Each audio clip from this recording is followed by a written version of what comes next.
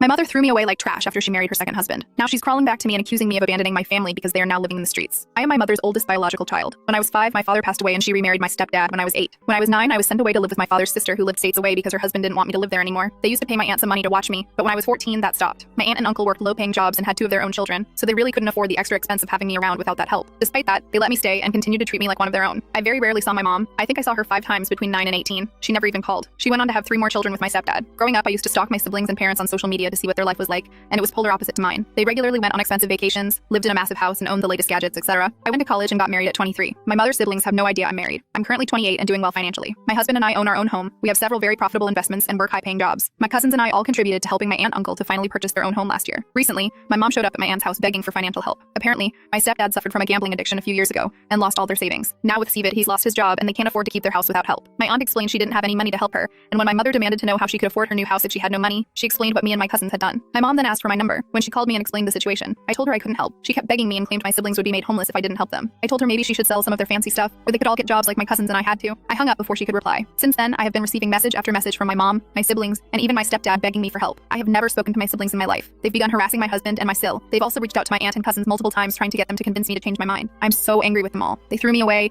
and when they need something, they come crawling back. Update. So, I thought that things couldn't get any worse after my last post, but boy was I wrong. The guilt was eating away at me after my mom, siblings, and even my stepdad started bombarding me and my husband with messages. I was starting to question myself. Was I being too harsh? But then things escalated, and I realized just how manipulative they all really are. It started with social media. My mother decided to post a long rant on Facebook, tagging me in it, saying how I've abandoned my family and how heartless I've become. She painted herself as this tragic victim who just wanted to give her children a better life, and now her eldest, me, had turned her back on them in their time of need. Of course, her friends and distant relatives, people I hadn't seen or spoken to in years, jumped in, calling me selfish, and accusing me of abandoning my own blood. But that wasn't enough for her. Oh no, she started reaching out to my workplace. Yes, my actual job, trying to stir up trouble. I work in a high-pressure environment, and the last thing I needed was her calling my office and trying to get in touch with me during meetings or through reception. She left multiple voicemails, saying I owe her for everything she's done for me, and that I should step up for my siblings. That was already way over the line, but she wasn't done. The final straw came when she showed up at my workplace. One afternoon, I'm in the middle of a presentation when I get pulled aside by security. Apparently, my mother had come into the building hysterically screaming for me. She was demanding to see me, causing a huge scene in the lobby. I watched from a distance as security tried to escort her out. She wouldn't leave without telling everyone that I owed her and how I was going to let her and my siblings lose everything. She claimed I was obligated to help because she's my mother. The moment I saw her in that state, angry, desperate, shouting about how I had ruined her life, I knew I had made the right decision in cutting them off. I hadn't realized just how deep her entitlement ran until that moment. Security eventually had to call the police because she refused to leave. I didn't confront her. I couldn't. I stood there watching her be taken away by the guards. Part of me felt sad, but mostly I felt relieved. She wasn't my problem anymore. After the incident, I went straight to the police station and reported everything. Her harassment, the messages, the calls, and showing up at my job. They advised me to file a restraining order, and I'm seriously considering it now. My mother and siblings have no right to demand anything from me, especially after years of neglect and abandonment. I haven't heard from her since the police were involved, but I'm still processing the whole thing. I thought I could just walk away and never look back, but this situation has shown me how toxic and entitled my mother is. I'm angry, hurt, and honestly, just done. I don't owe them anything.